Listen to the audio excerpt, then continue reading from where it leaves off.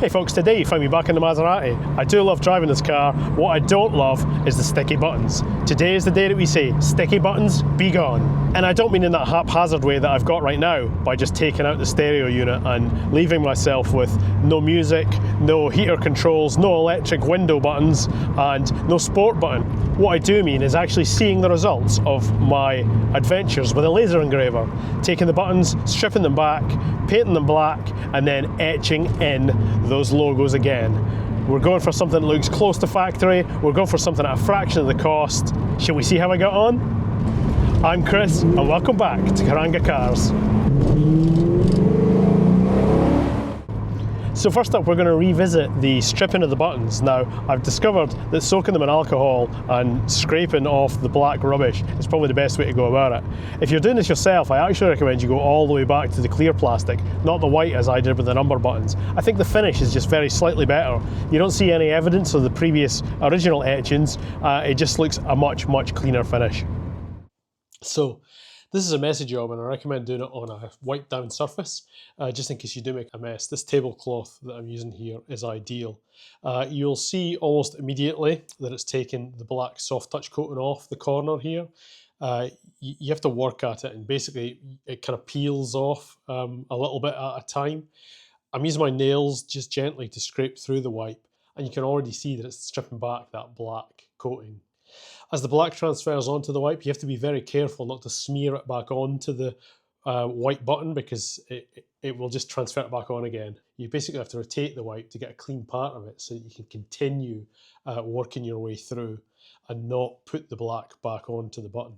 If you do it this way, I do expect it will take quite a few wipes and it'll also take quite a lot of time.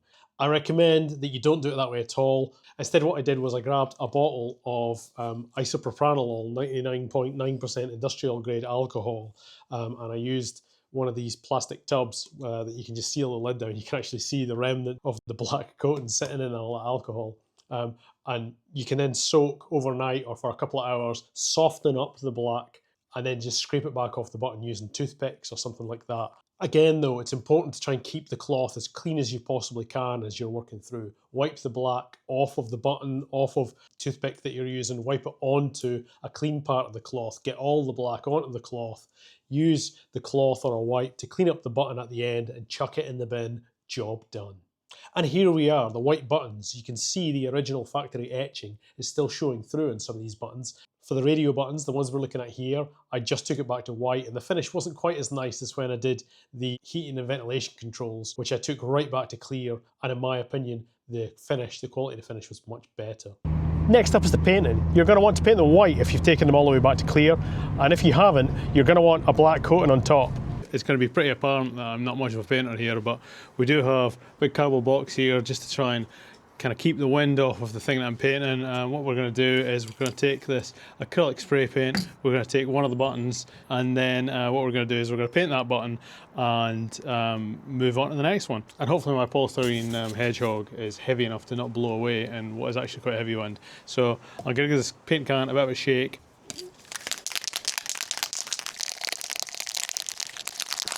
Give it a last little shake.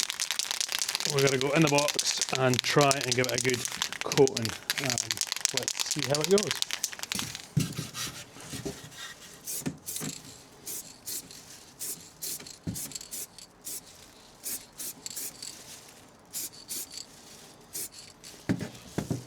Right, I'm going to do this slowly and just build up coats, sticking other buttons in as we go along.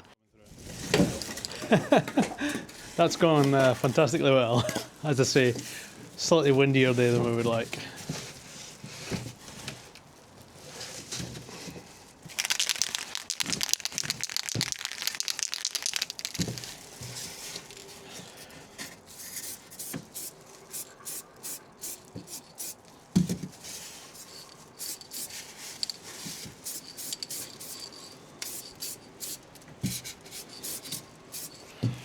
I will add that I think this is a satin black, so hopefully we're going to get somewhat towards the finish that we want on the buttons.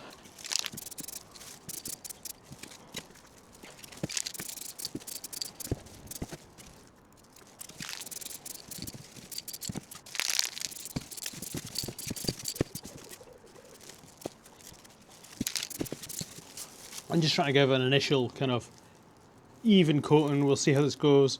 I might leave these to dry a little bit just to see how they've gone now that I've done half a dozen or so buttons. As you can see, there's still some white showing through, so I'm going to give a second coat on this and see how it goes. But so far I think the idea is working pretty well. And then I can see the pile of them sitting in there, the ones I've done down the side, put back in their location so I can tell it's 1, 4, 7, etc. button. Actually, you can still see the etching coming through, which I'm quite surprised at. 10-15 minutes, I'll come back, give it a second coat, and hopefully they're looking good. And if they are, I'll just fire on through the rest of them as well.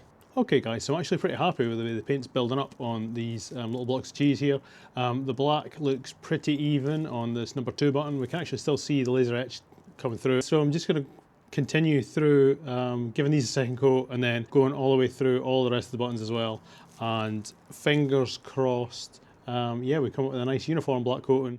I recommend if you do this at home, maybe don't squeeze everything into one little hedgehog, as cool as it might look.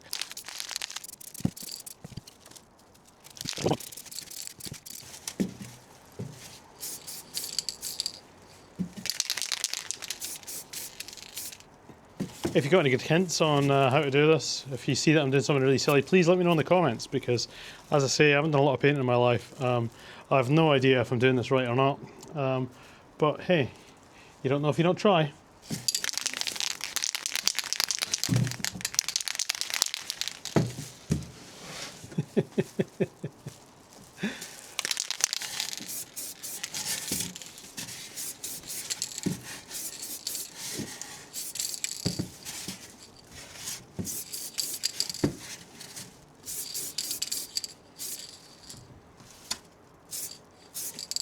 I've got plenty of time on my hands, so let's just build up small coats, slow coats on some of these things. Hopefully we'll get nice coverage.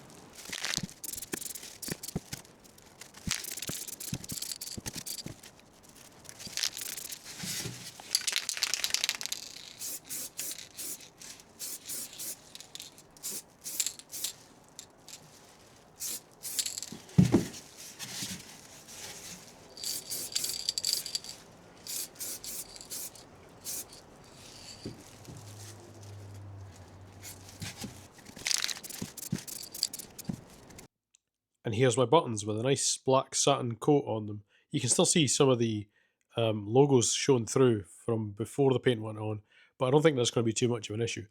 Up next, engraving. The logos themselves, of course, I etched using the laser engraver, but to get to that point was actually quite involved. The first thing I had to do was to take photos of the stereo the way it was and import those photos into an application called Inkscape, which is a vector graphics program. Laser engraving all works based on these vector graphics, which are basically scalable graphics. That means they can be resized to any size and they don't go all kind of pixelated the way it would if you were using a bitmap or an image from your digital camera. What we do is we draw them out. Now, vectors also are quite interesting in that you don't draw the pixels, you draw kind of anchor points in space and then link them up, and then you can pull Bezier curves to make the correct shapes. This is something I've done a little bit of before, but I'm by no means an expert. From there, we import them into the tool that controls the laser engraver. I just used the basic one that came with my Creality engraver.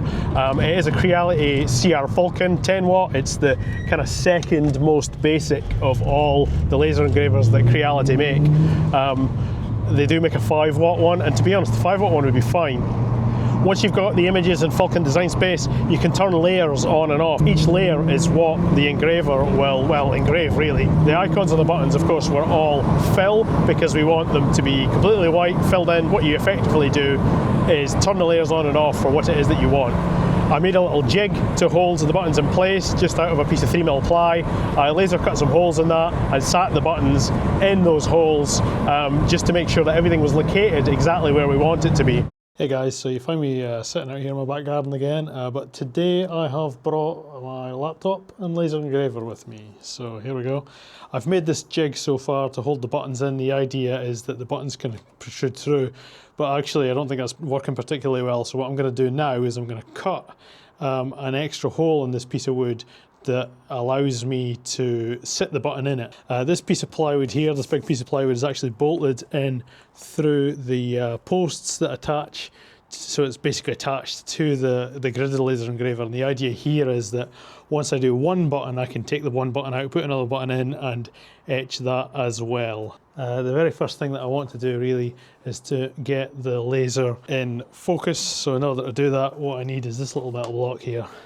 What I want to do is just loosen it off, move the laser down, and just tighten these up again so that I can then make sure it just doesn't quite hit these things. And what we're going to do is I'm going to go back to the laptop and basically hit the go button, and hopefully what we're going to get is it's going to engrave a little cross and then a box, and then it's going to cut out another box. I'm going to hit the frame button. What it's going to do is it's going to move the laser back to its kind of home position, and then it's going to draw a box around the area it's going to engrave. I'm pretty happy with that. So I'm going to start the frame, and here we go.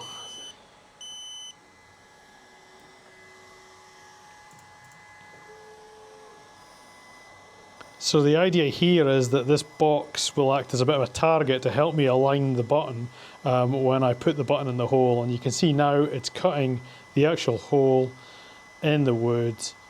And hopefully, there we go, we're done now. So if I just lift this up, and it's just held in loosely in these bolts here, we can see what I've done here. So I now have this hole here. The idea is that I can take that button and put it in the hole that we've just cut. Okay, so I've made some adjustments. I have now etched up a number 3 button, which looks really good. We've got another button lined up here, a number 5 button. If we frame the button, the etcher will draw a line around the box, and that's my initial lineup to see what's going on. I'm going to stop the frame now, and then in the software, I'm going to turn off the layer that I have, which is that box, and I'm going to hit the frame button again. And this time it's going to point just at where I'm going to draw my number 5 on the button. I'm going to stop the framing. I'm going to add in the little laser protector here, and of course put on my protection goggles, hit the go button, and here we go. We're about to etch a number 5.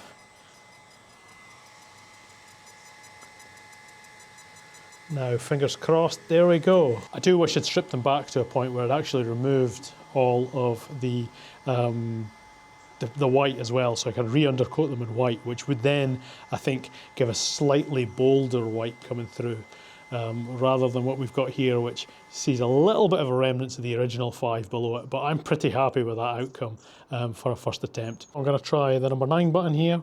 There you can see on the screen what we're looking at, and I'm just going to grab my lovely stylish laser glasses here. If we hit the go button, here we go, it goes back to the start, aligns, and here we go, etching.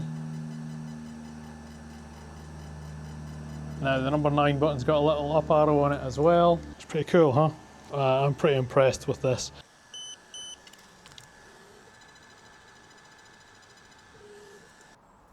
Right, here we go, we're going to go for the button number 2. So we need to get it in the right shape, put it into my little jig here, hit the frame button on the laptop. Very slight movement, that's looking pretty good. We're going to hit the start button, put on my cool shades. Nice to protect our eyes as we're looking at this. Look at that. And that's number 2 done. It's looking nice and white, nice and clear. So let's queue up another one. This is going to be the rewind button. The very first thing I'm going to do is set my power settings so that I don't burn a hole in the button. That would be a really bad idea. The next thing I'm going to do is make sure that the positioning is set by my notes, because we don't want the position to be wrong. I haven't done anything on this row of buttons, and what I've been doing is realigning them per row because the buttons are slightly different as well. This is, well, I mean, it's just black right now, but it's a little kind of asterisk star looking logo with a rewind below it. So I'm going to put that in the jig, and we're going to run the frame, and we're going to see what it looks like. There we go, it's pretty good looking to me. I'm going to do some more note taking next, and we'll maybe speed this whole process up a little bit for you.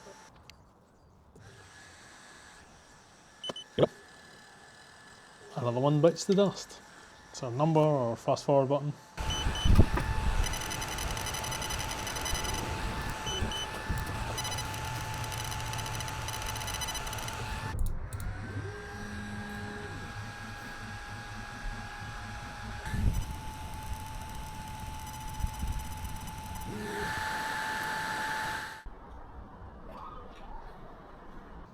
So there we have it, we've got some laser etched buttons. What I'm going to do is fire on with the rest of these buttons and we'll see how it looks. I'm just about to make my last jig here, or my last hole in my jig here, so that I can fit the last button into it. You can see we've got various holes now.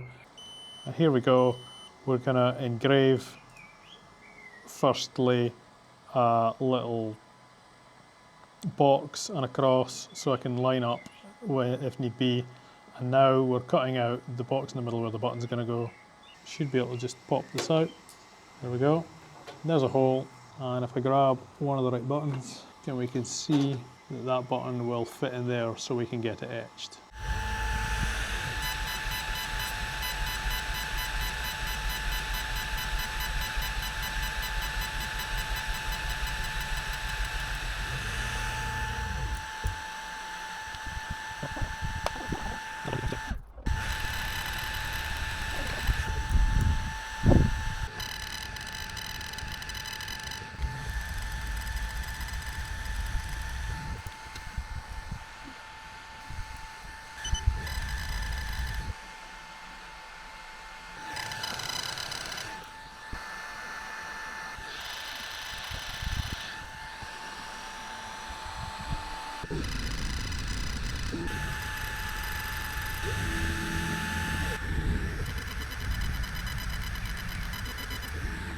Okay folks, so I'm just in the last couple of buttons here. This is the SRC button. You might remember that from the previous videos. This is the really sticky button. And there it goes. It's now engraving the SRC into the button. One more to go.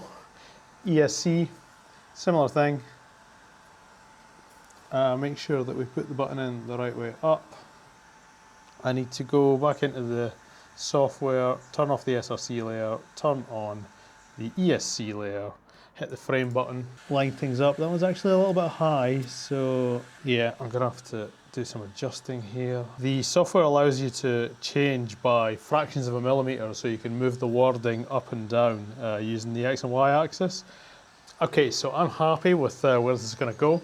I'm gonna hit the start button, and this will be the last of the buttons that have been etched.